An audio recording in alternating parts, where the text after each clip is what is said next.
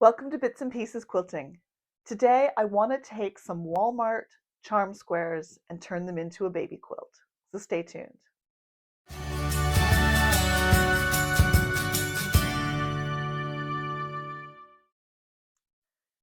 Hi, I'm Michelle, and today I want to make some baby quilts out of the charm squares that I bought when I was recently in Hawaii. This is Walmart fabric, but the feel of it is really nice, and I'm really optimistic that these are going to work well for the baby quilt I have in mind. So let's dive right in. I pulled out these charm squares and these packages of charm squares that I recently bought at a Walmart in Honolulu, Hawaii. They're super cute. The quality of the fabric feels pretty nice, and I'm really keen to make a baby quilt out of it. But I wasn't sure what pattern I wanted to use. So I was looking around at my collection, looking around online, looking around in some books, and I remembered that I had these little 1.5 inch green squares. This was a mistake. I was going to use these in one of the sports quilts that I showed you recently instead of the white, which I ended up using. But after cutting all of these, I realized that it was not the look I was going for. So listened to my heart and said, put them away for another project. And that project has now presented itself. I think what I'm going to do is make a pattern I call the chandelier quilt, or a chandelier pattern. And I think if you Google it, you'll find some ideas of what that looks like. You take a charm square and then you add borders to it with these little items in the corner. And then when you line them up on point, you get a really nice little teardrop, dripping water chandelier sort of effect. And I think the green just goes perfectly with these fabrics. Normally, when you see this pattern, these pieces are much wider, but I'm going to adjust the pattern in my mind for these 1.5 inch squares. I was laying them out in stacks of 10 because it's an easy way for me to count them to make sure I have enough. I have 80 charm squares, and I wanted to make sure I had at least 160 of the little green squares. I may not end up using them all in this project, but if I end up using all the charm squares, I wanted to make sure I had enough before I got started. I've also picked the backing fabric, the background fabric I'm going to use. It's a white, but it's a slightly off-white, and it goes well with all of my charm squares. So I'll make up a couple of test blocks. One of the things I'm going to be sure to check and probably double check is the actual size of these charm squares. I tend not to buy a lot of pre-cuts, and one of the reasons for that are these pinked edges. They drive me nuts. Every company is different. This charm square is easily 5 1/8, and maybe even getting closer to 5 1/4, depending on where you lay your ruler on the very edge of those pinked edges. And that bugs me. So I will, unfortunately, probably square them all up so that I don't have those pinked edges. Especially with a white background, I also don't want to risk any of the show through, depending on how I end up having to press some of my fabrics. So that's going to be a pain in the neck, and I probably should have thought of that before I purchased them, but they were too cute to resist. And now that I have an idea, I'm going to dive in and see if I can adjust the way I've seen this pattern for the narrower border sashing and keystone strips. I started by making 2 blocks and liked the way that they looked and decided to make 4 more just to get the full effect of how this project is going to look. And I really like it. I like the way that these green squares come together in different places. And because it will be set on point, it'll create these linear rows, if you will, of the big squares with the little green ones. I've learned a few lessons along the way because these are just 1.5 inch strips. I have to be very careful when pressing so that I don't warp these little tiny strips. For some reason, for me, I find that the narrower the strip, the harder it is to press it nice and straight. So I'm taking my time with the pressing. I'm also being careful about which directions I press. So I've pressed some to the outside and some to the inside in order to make sure that my seams nest nicely when I put it together. We'll see if that works out when I finally go and sew the pieces together, but I'm happy with the way it's coming together so far. I have 80 of these squares in total. I think I'm going to make the first 40 and see where that gets me. And then if I have enough, maybe I make 2 quilts. Or I might find that I need more than the 40 blocks to make the quilt that I'm looking for. Stay tuned. We'll see how it goes. So now that I've worked out how to make these blocks, let me show you how to do it. I did go back through and trim all of these squares to 5 inches, but you can see here I had a few stacked together, and so I think things weren't quite perfectly lined up, so some of the pinked edges are still showing here. But if I lay it against my board, I know that I've got a perfect 5-inch square along the outside edge of those pinked edges and then all the way around the other 4 sides. So to make the block, you're going to need a top and bottom sashing piece that are 5 inches square. And then you will need side sashing pieces that are, 5 inches by 1.5 inches. And these are 6 inches by 1.5 inches to go with these green 1.5 inch squares. So I'll start by sewing the 5-inch strips, 5-inch sashing pieces to the block, and I'll sew the side sashing strips together like this. Then I'll press them and come back and show you the next step. So I've sewn the 5-inch by 1.5 inch sashing pieces to the top and bottom, and then I've pressed those to the center. And for the longer sashing pieces, I've sewn the 1.5 inch squares to the 6 by 1.5 inch pieces, and I've pressed those towards the dark side. So now when I put the sashing strips on, the long sashing strips on, these edges, these seams nest together nicely. These will sort of butt up against each other, and I can get a nice sharp point as I add this sashing strip to this side and this one over here.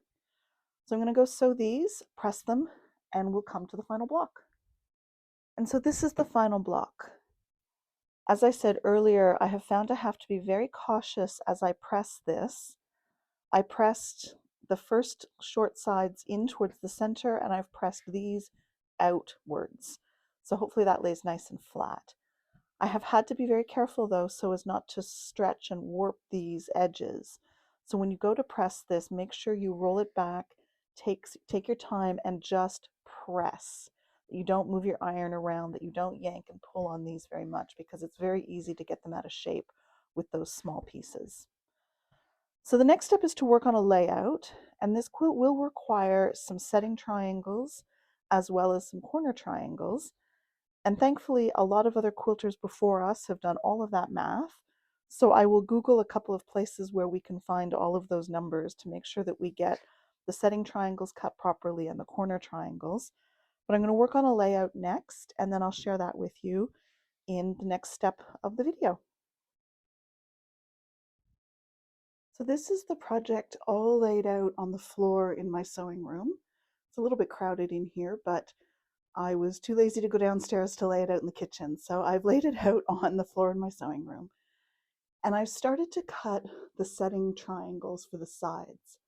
I'll show you how to do that in just a second, but it's really important because this is set on point to make sure that this edge and the top and the bottom edges as well are on the straight of grain and not on the bias edge. And the way that we cut the setting triangles does that purposefully so that you're not dealing with those bias edges. So let me show you how that's done. Now the math here for the setting triangles isn't really complicated, but thankfully loads of people have already done the calculations for us. So my blocks are 7 inches in this state, but they will finish at 6.5 in the quilt. And so for this project, I used the handy, free, downloadable table from the Fat Quarter Shop. And that told me that for a 6.5-inch finished block, I need to cut these squares for the setting triangles at 10.5 inches. So that's what I've done. And now I'm going to cut it diagonally in both directions. And that's going to yield 4, and I've got 2 pieces of fabric here. So it will yield 8 setting triangles. I need 14 in total for this project. So 4 pieces of fabric cut in 4 will give me 16. I only need 4, sorry, I only need 14 for this project, so there will be 2 extra, but that's just the way it goes. So there we have. And now these are straight of grain edges. These will go into those spaces in the quilt to finish off the sides and the top and bottom. And we have a straight of grain. It's not like when you cut a piece of fabric diagonally this way, because this is now a bias edge. But these will go into the interior of the quilt with nice straight of grain edges all the way around. It's a little different for the triangles that go into the top and bottom of the quilt. And by top and bottom, sorry, I need to be a little clearer here. The triangles that go into the top, the corners, the 4 corners, those you want the straight of grain going around both sides of the triangle. And so thanks to the handy dandy chart from Fat Quarter Shop, I know I need to cut those pieces at 5.5 inches, 5.5 inch squares. So let me just do that quickly. A 5.5 inch strip off this piece of fabric, cut a 5.5 inch square out of here. And because I have 4 corners on my quilt, I get 2 pieces out of each square, which means I need 2 squares. So 2 squares at 5.5 inches, like this. And then these pieces get cut in half just once on the diagonal. So if I do that like this, so on a single diagonal, this is the bias edge, but this and this are straight of grain. So that's going to go into the top left, the top right, and then these other pieces into the bottom left and bottom right of the quilt. So we have nice straight of grain around the corners, and because of the way we cut the setting triangles for the sides, we will have straight of grain along the sides as well. So I'm going to add these to my layout on the floor, and then I will explain how to start to sew the rows together. So these are all the pieces laid out on the floor of my sewing room. And it's a little crowded, but let me show you where those triangle pieces have gone. I'm going to try and do this without making you dizzy, and forgive the bad lighting down here on the floor. So the setting triangles are here, and this is one of the 4 that we cut apart from the 10.5 inch squares. And so those setting triangles, there's 3 across the bottom and 4 up each side. 3 across the top, of course, and 4 down. And then these corner triangles, we cut these from the 5.5 inch squares, and these go on to the 4 corners. So here, over there, and top and bottom, sorry, these up here as well. We have straight of grain along all of these edges. And now to sew this together, I'm going to treat each diagonal row as a row for the quilt. So this corner is sort of row 1. Row 2 will be this block with this triangle and this triangle added to it. So I'll sew that first, and then I will probably square that off as needed after I press it and sew this on. Then the next row will be these 3 blocks with the 2 triangles, and so on across the quilt until I have all of those diagonal rows sewn together. Once that's finished, I'll show you what the edges look like. This will probably need to be trimmed and squared a little bit because these pieces are usually, from the math that people do for us, are usually a tiny bit generous. And you can see by the time a 1/4 inch comes off that, it might be really accurate. It might need a little bit of squaring up. But I'll see what that looks like once it all goes together and then show you how to square it up if necessary. So I have all the rows sewn together now, and I will put in a photo here of what the final quilt top looks like. And I'm really pleased with it. The measurements that I used from the printout from the Fat Quarter Shop were really accurate. So there's not a lot of extra here, if any at all. I will definitely cut up cut off these little ends and square it up a little bit, but it doesn't need a significant trimming because from where these seams all intersect, I have about 1/4 of an inch right to the edge. So I will line this up and I will cut off these little dog ears all around the whole project. But this gives me that 1/4 inch, which will be perfect to just add a binding. And my plan for this is to add a green binding. I don't have any more of the solid of this solid green, unfortunately, but I was digging in my collection and I found this green that I think I will use as the binding. It's got a little leafy print on it, and I think it still goes really well with the project. I did find, however, when I was sewing this together that I need to rethink my pressing strategy because on the back, I don't know if you can see this on camera, but a number of these seams had to be twisted as I was sewing it together. And I really did not like that. And now I have a few spots across the quilt where those seams have been folded over. So I have this, and it'll be fine. It'll sink into the batting when I finally put it together, but I have to rethink the pressing strategy. So when I finally write up the instructions, I will try to sort it out. In the end, this quilt used 32 blocks. And if you remember from the beginning, I had 4 packages of 20. So I had 80 fat quarters, or sorry, what are these? 80 charm squares. 32 in this quilt. And then I decided I would make a second one because it just looked so cute. So I used another 32 here. And on this quilt, I made the setting triangles a little bit bigger. I am a little bit more comfortable having something to square up and trim off rather than relying on me being perfect with those perfect cutting measurements. So I will square this one up a little bit. And when I write up the pattern, I'm going to include the slightly larger size so that this can be trimmed down. I think there's a lot more chance of accuracy in that instance. And in this project, I pressed the seams open. I am becoming more and more a fan of pressing the seams open.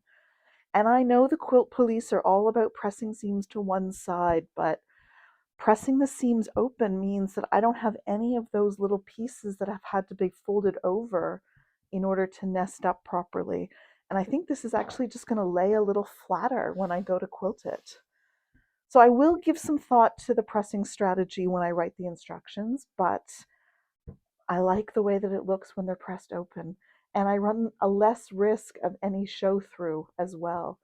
So I did the same thing. I still pressed, no, actually I did. Yeah, I pressed the seams in after my first stitches, after my first pieces were added, but then I pressed everything else open from then on. So you'll have to stay tuned to the pattern when I finally write it to see what I end up deciding to do for a pressing strategy in the final document.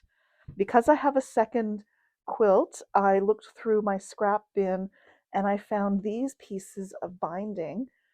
These I had actually sewn on to my Hills and Valleys Christmas quilt, and I didn't have enough.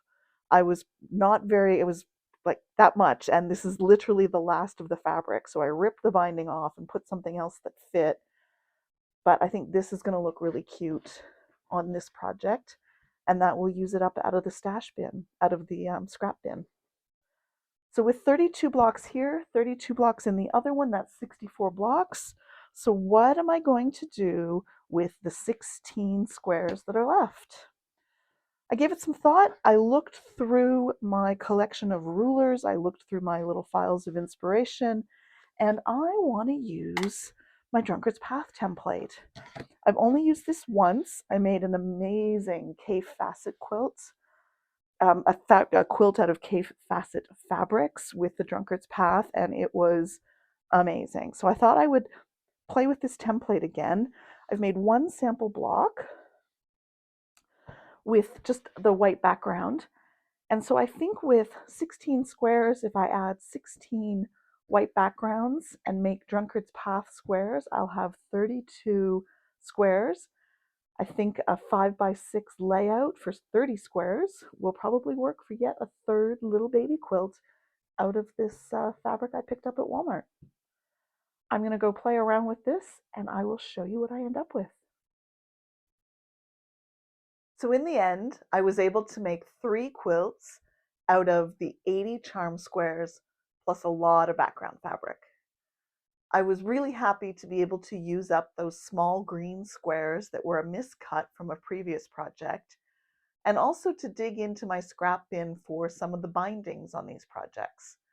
I think they're still super cute, and I'm really pleased with the way that they've turned out.